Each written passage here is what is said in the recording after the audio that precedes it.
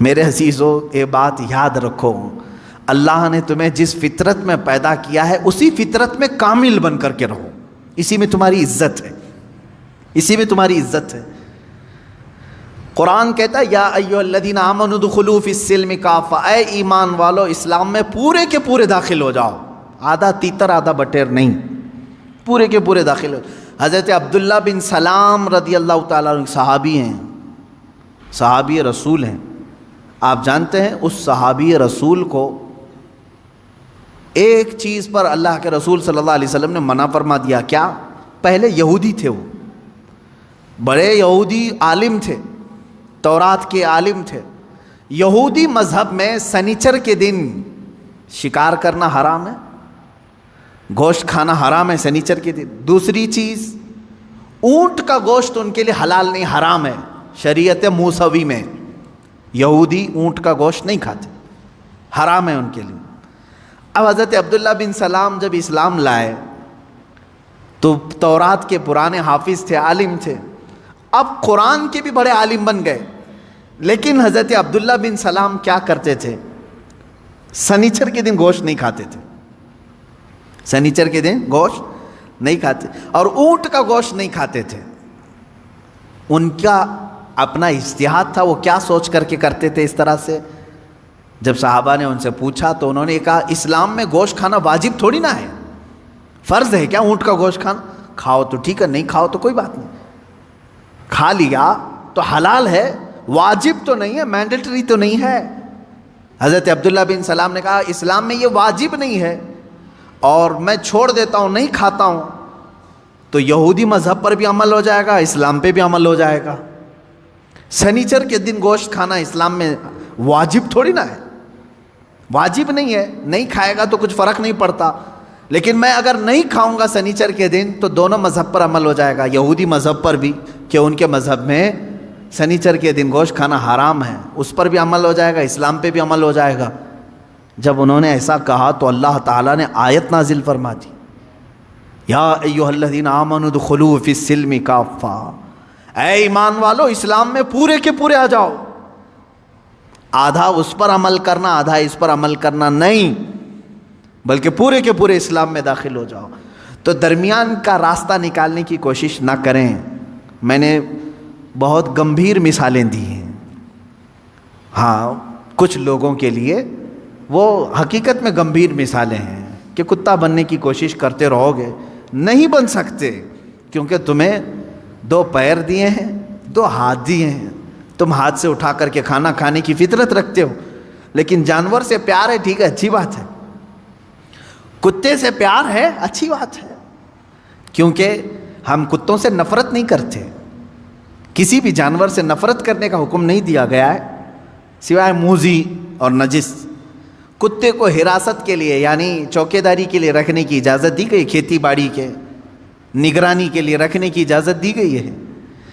ٹھیک ہے تمہارا اپنا معاملہ، جانور یعنی اینیمل لورز آپ ہیں اگر رہو، لیکن بننے کی کوشش مت کرنا۔ پیار کرنا الگ چیز ہے، پورا بن جانا الگ چیز ہے، تم بن نہیں سکتے۔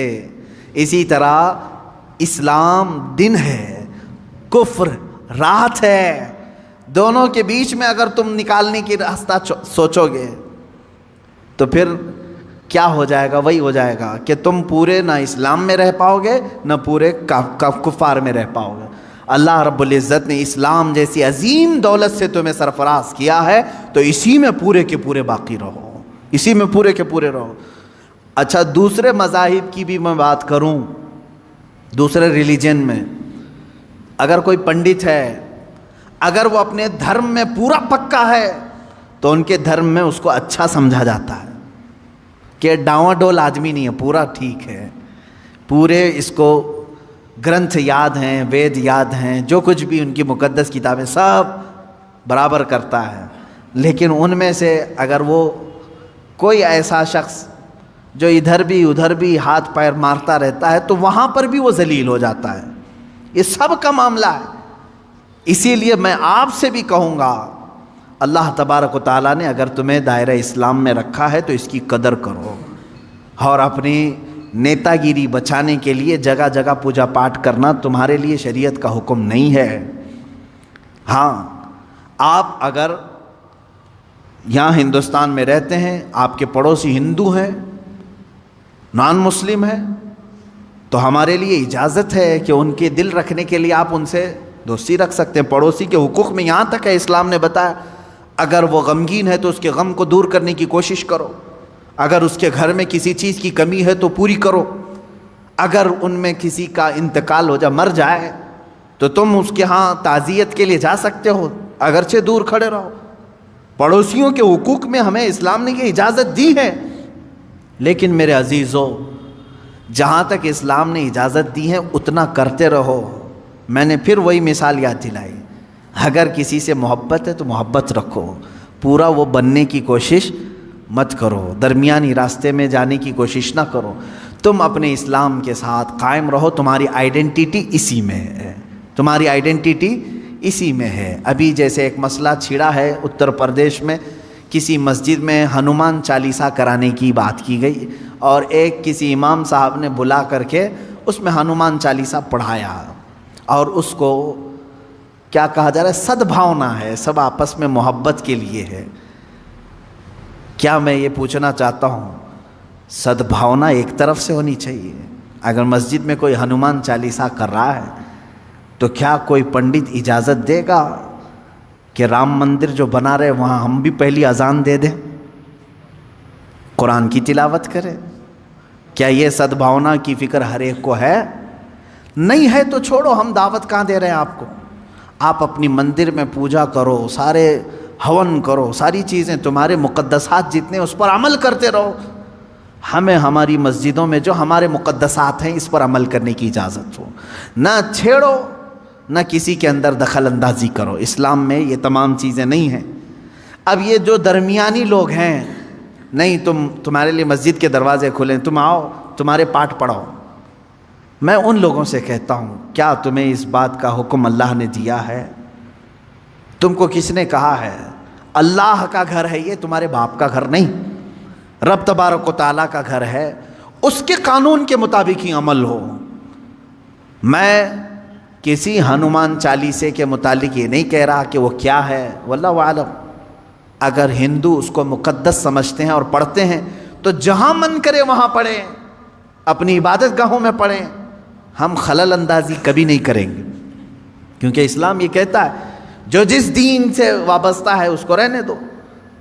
قرآن پاک میں لا اکراہ فی الدین، دین میں کوئی زبردستی نہیں، زبردستی ہم پکڑ کے لائیں گے بھی نہیں آپ کو، آپ کی اپنی مرضی۔ یہ ہر انسان کی اپنی مرضی سے وہ اپنا دین اور اپنا مذہب اختیار کرتا ہے۔